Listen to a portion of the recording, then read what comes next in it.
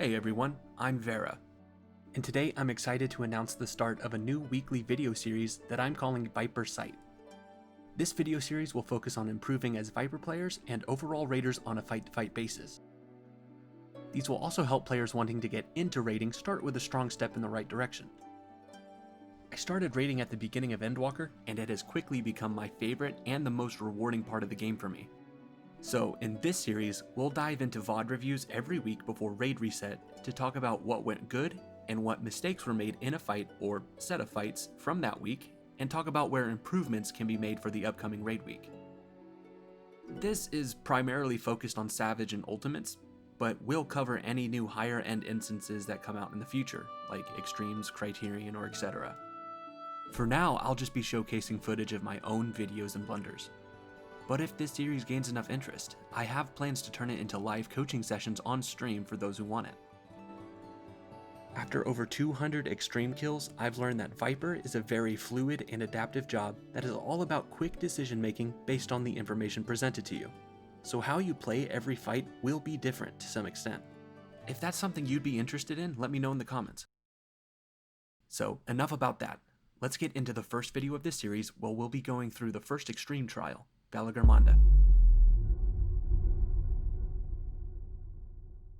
Let's start with the opener.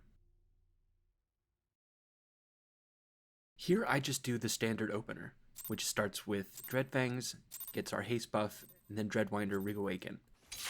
This is to make sure the harder hitting Twin Blade combo abilities land under buffs, since we can't do 2 full Reawakens in the opener.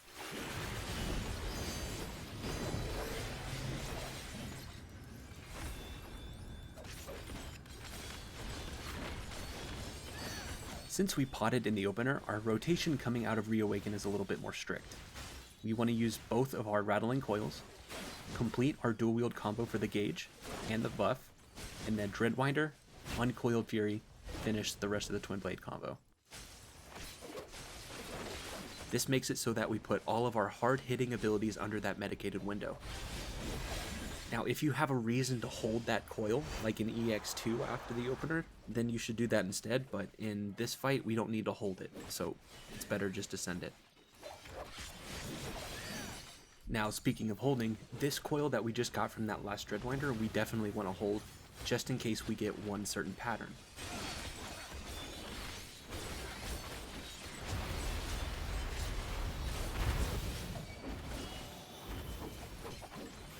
Which is this pattern. When the boss turns red and rears up, he's going to do an out pattern, which we need to save a coil for. Now it is possible to do that dodge without having to spend a coil, but it's super risky and you have to time it right, and what's the point?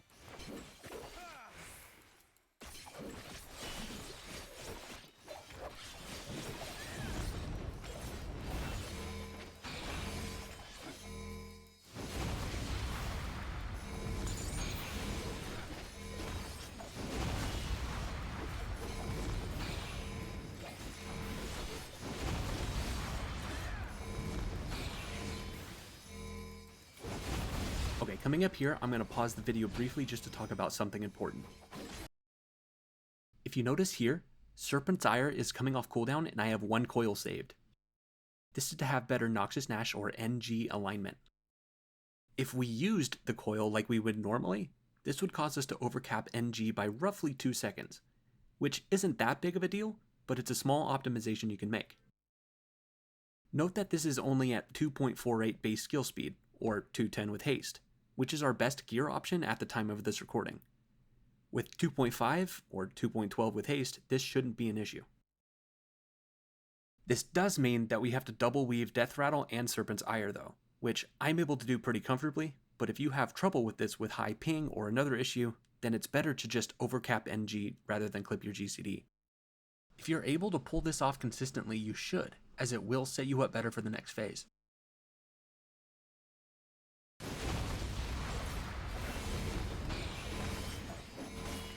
And then from here, we just do our standard 2-minute burst window.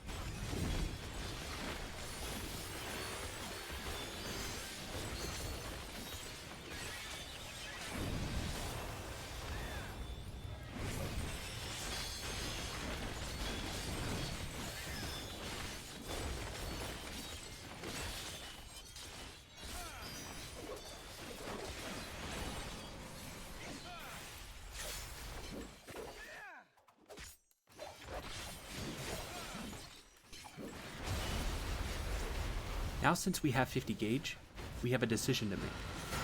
We can use it now like we would normally, or I'll show you what I like to do. I like to hold my Reawaken into the nail phase, and I'll show you why.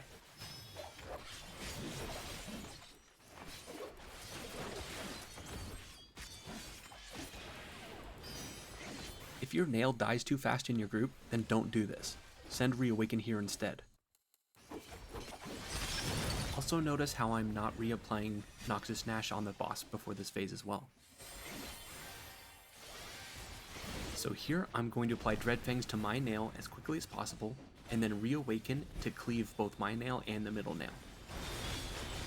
By the time Reawaken is done, the nail is either almost dead or completely dead, and so I move on to the middle nail by opening with a Dreadwinder combo and then finishing my dual wield combo.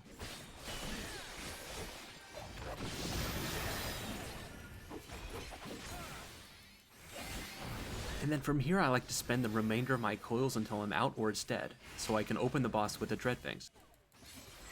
And then from here, it gets a little tricky. Your 4-minute burst is coming up, and we have to do a little prep work in order to do a double Reawaken. So depending on how fast or slow your group kills the nails, this window will look a little bit different. The biggest thing is to make sure none of your buffs or debuffs will expire by the end of the double Reawaken.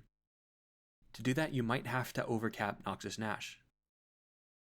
You can lessen that overcap by a little bit by using Uncoiled Furies if you have any, like I'm about to do right here. But be careful, because if you overspend coils, you might push yourself out of alignment as well.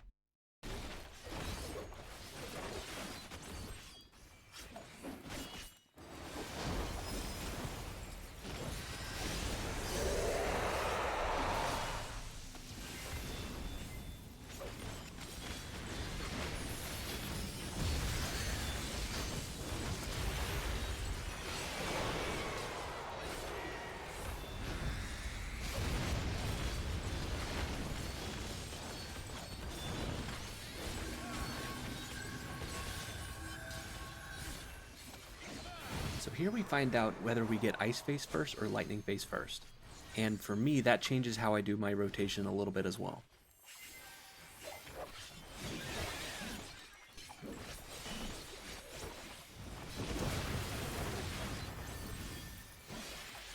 If it's Ice first, I'll typically just make sure I have all my buffs up and running and Dreadwinder won't come off cooldown again, and then I send my odd minute Reawaken pretty early, at least before that Avalanche comes out.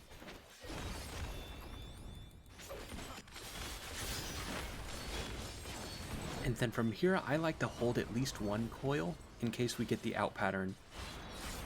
But if you time your Reawaken, you can use the last Ouroboros to dodge the out pattern as well, so it's up to you.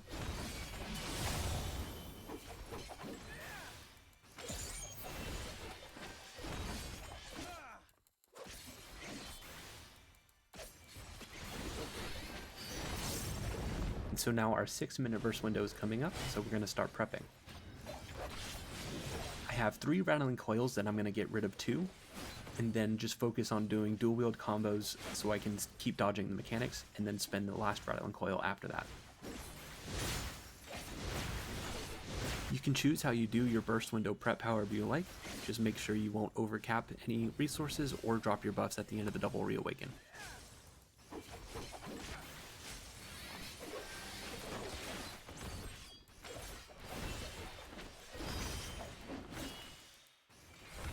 So with this next pattern, it lines up with our 6-minute burst so that if it's out here, we can end on Ouroboros, go out and dodge, and then do our second Reawaken as we come back in.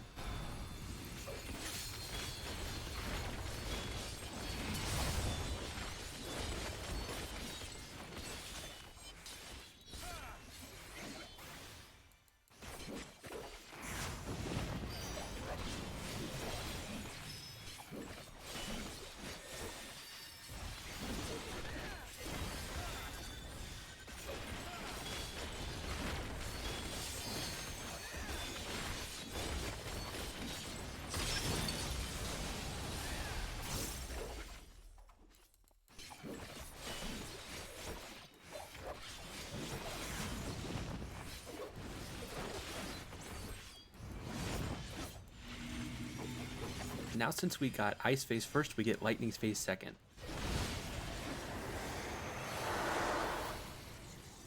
With this group, the boss dies shortly after the feathers go away, so we'll talk about what we do before then. And it really is just play standard Viper.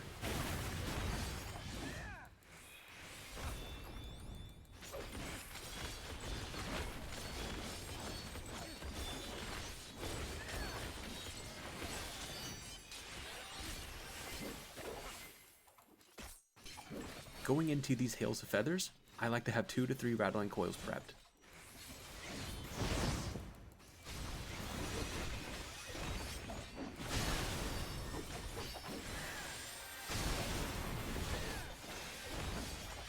When the second to last feather drops, I like to go out for safety and then spend all of my coils on that feather. And then the very end of this mechanic is our 8-minute burst. Now with this group we killed before we can even finish our 8-minute burst, so it was kind of suboptimal, but I did what I could. So it was first Reawaken, Reawaken again, and then what I should have done is just Ouroboros, but I thought I could get 1 legacy, but nope, the Ouroboros at last ghosted. But you can see why I opted to pot the opener in 6th minute, because the 8-minute pot I would have only gotten like 10 seconds worth, so it just wouldn't be worth it. Now before I end the video, let's take a look at Lightning first.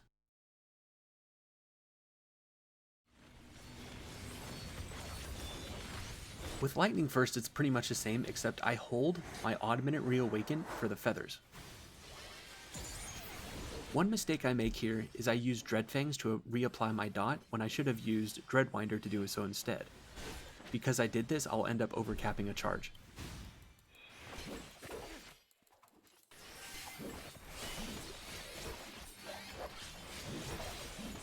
During this part, I just make sure I manage my Noxus Nash debuff as best as I can so that I won't overcap.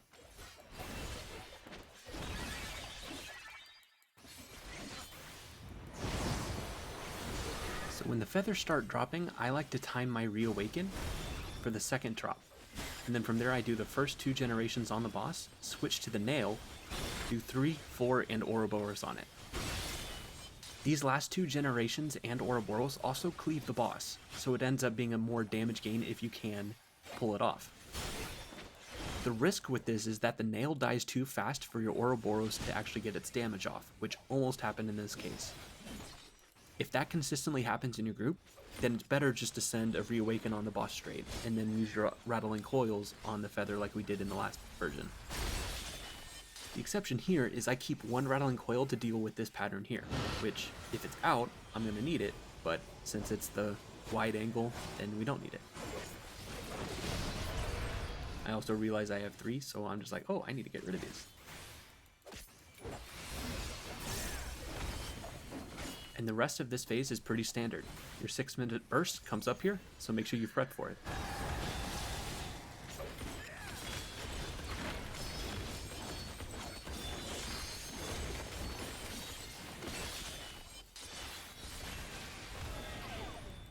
Coming out of this burst, I make a huge mistake. I have 3 rattling coils, and I know I need to reapply my buffs and debuffs, so I decided to use Dreadwinder. But since I already had 3 coils, that completely just wasted that rattling coil, so I lost 900 potency.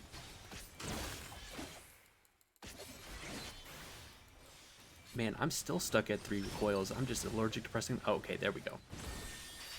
I'm pretty sure it was here that I realized what I did.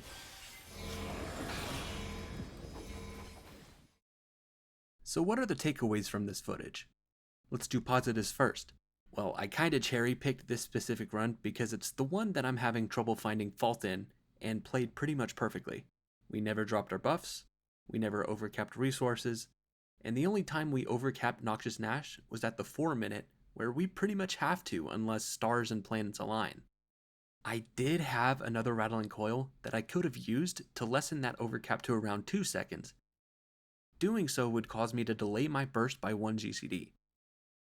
In this case, I think I should have, because everybody else's buff came up around 1 GCD later than normal, but that's harder to predict in a pug group.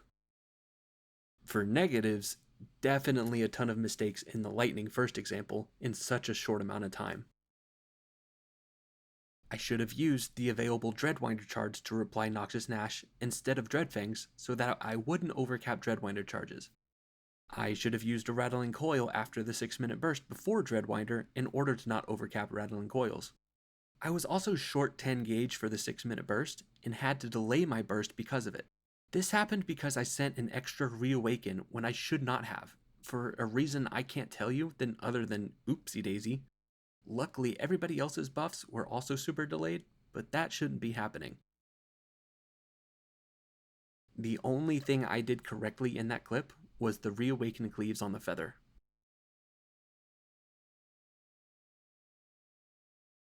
Well, that's it for me on this fight.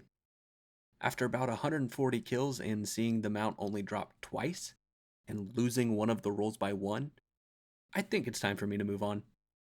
Next week, we'll be tackling the second extreme trial and beat up our boy Zeralja. The following week for this series will be slightly different in that we'll be talking about the normal raid mechanics and predicting how the Savage versions will turn out. And then from that point on, Savage will be out and will be the main focus until Eden Ultimate. I hope this video helped. If you have any questions, let me know in the comments. Thanks for watching.